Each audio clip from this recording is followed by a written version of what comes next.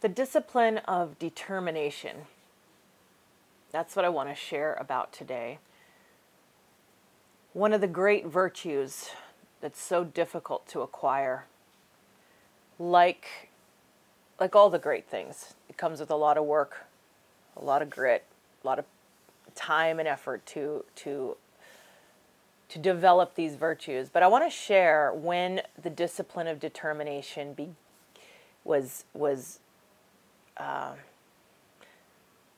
when I pressed through in one of the most difficult things in my life that gave me the seeds for determination in all the other difficult endeavors that I had in my life.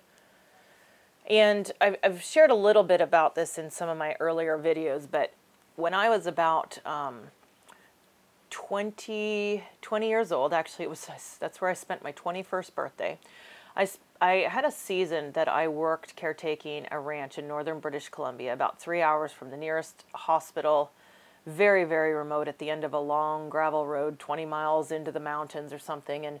And I spent 90 days in isolation, very literally isolation. I think I saw my nearest neighbors that were living on a trap line 10 miles farther up the valley.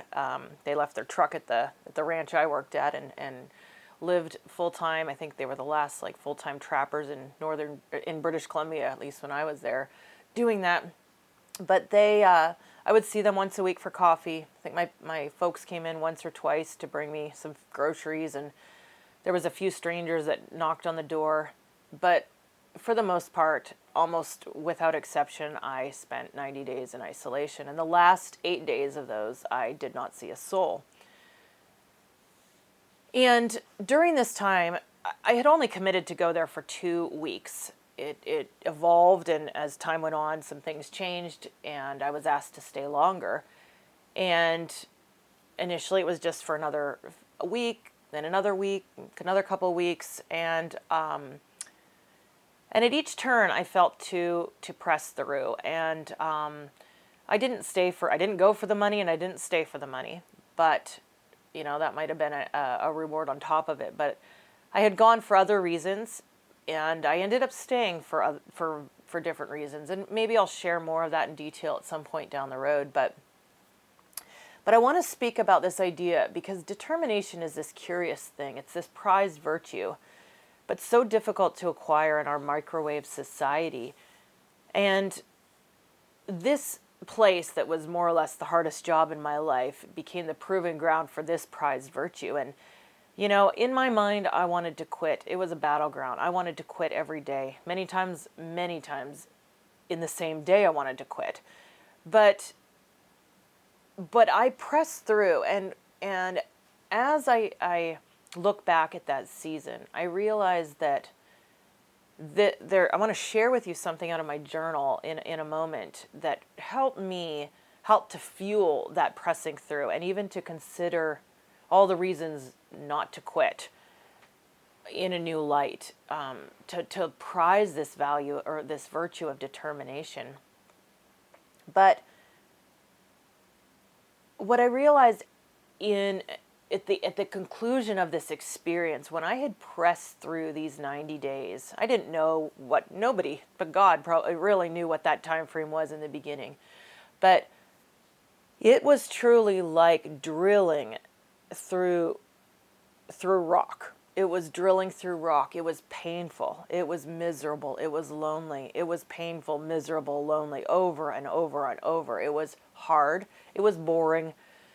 There was little things that were beautiful about it, and I learned to turn little things into beauty, and it was a training ground, for my mind in a lot of other ways. So it wasn't totally boring in that sense. It was an incredible place to also study, but there was no outside stimulation.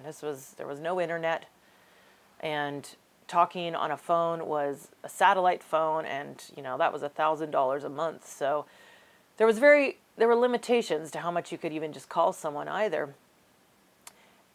But as I drilled and I pressed through this, what I discovered was first of all, you can do more than you ever imagined when you take it one day at a time, and sometimes just 1 hour at a time and 1 minute at a time. And I also discovered in this thing about the discipline of determination is there can be a breaking point that also can then, you can tap into this reservoir like drilling for oil. There's a moment that it is so difficult, so, you've drilled through a mile of the Earth's crust of difficult, and then suddenly you hit this gold mine, you hit this gusher, this wellspring, and that oil can fuel cities, it can fuel a nation. That oil, that reservoir, the power that is in that is finally unleashed and unlocked. And when I finished that experience, at the end of those 90 days, I knew I had unlocked something, that I had tapped into something, and that I was so totally changed having pressed through in those 90 days that I was unlike most any other people that I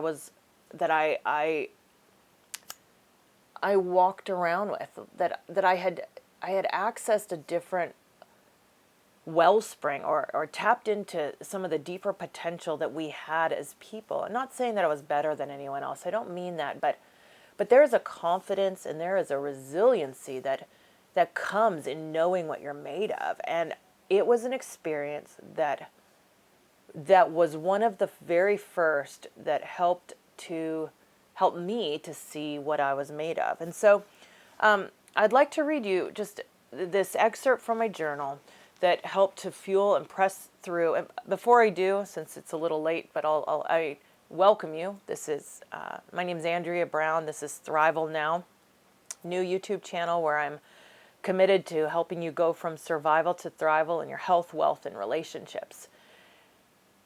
I hope you like, subscribe, and share this video if you find value in it. But more than that, I want to encourage you today, in whatever you're facing, to press through and to take it, if you have to, 1 minute at a time, 1 hour at a time, and 1 day at a time. But these are words, I wish I could credit the author. I don't know what book it was in. I never credited the author except to quote it so that I knew it wasn't my own words. But it's a few paragraphs. I think it takes maybe 4 or 5 minutes to read, but I hope you will listen. This was truly one of the things that helped me to press through and to not give up. And I believe it might fuel you in whatever you're facing today. In the preparatory time of life, the real job is not what you are working on, but what it is doing to you.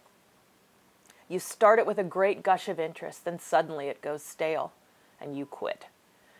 Or you find that your plan is wrong, and you quit. All you have as profit from your effort is the knowledge of how to quit. Well, you say that thing wasn't worth it. Quite probably, but you are, and that's the whole point. Mr. Ford told me that when he was making his first car, he was enthusiastically looking forward to great results. Then the thrill and interest evaporated because he'd gone far enough to see how he could build a second and better car. And the glowing new vision got in the way of his work. Some untaught inner wisdom must have warned him.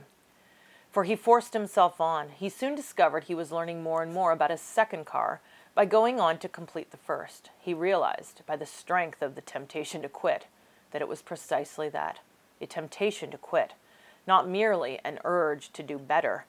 And had he yielded, he might have failed to finish the second car. Another reason to quit is not because we think we see something better, but because we see nothing at all. So why continue? Well, was this thing laid on you to do? Were your motives sound? Had you a clear right and a clear reason to start it? Very well. What has happened? Oh, a cloud has settled down and you cannot see. Well, many a man has never seen the light he needed or the work he needed until he entered that cloud and walked through it. Following faithfully on never leads anyone into permanent darkness. But for the quitter, all he'll likely get is a stronger habit of quitting and a lower place to begin again. The man who will not give up, even if he fail of his objective, is led through to another objective. The man who hangs on as if he were paid to hang on can always start again at par or better. He has strengthened himself. Most of us are where we are for very good reason. This is our past, which has no one to hold it but us. If we abandon it, we discover that it is something in ourselves we abandon. Just keeping on through the most hopeless aspect of keeping on may be the most important act of one's career.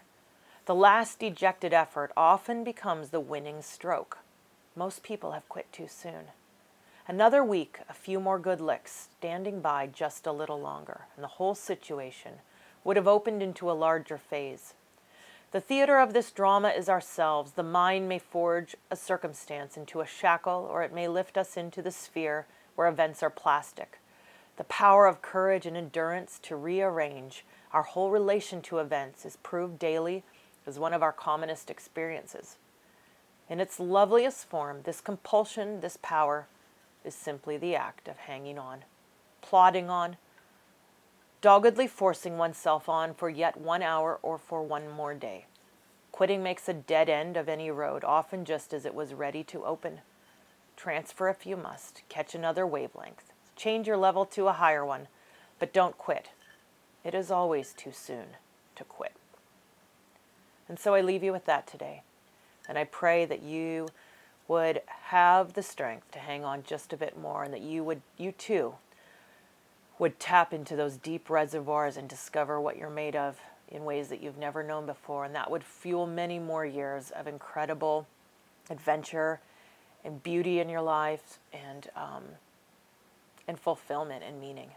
So thank you so much for sharing your time with me.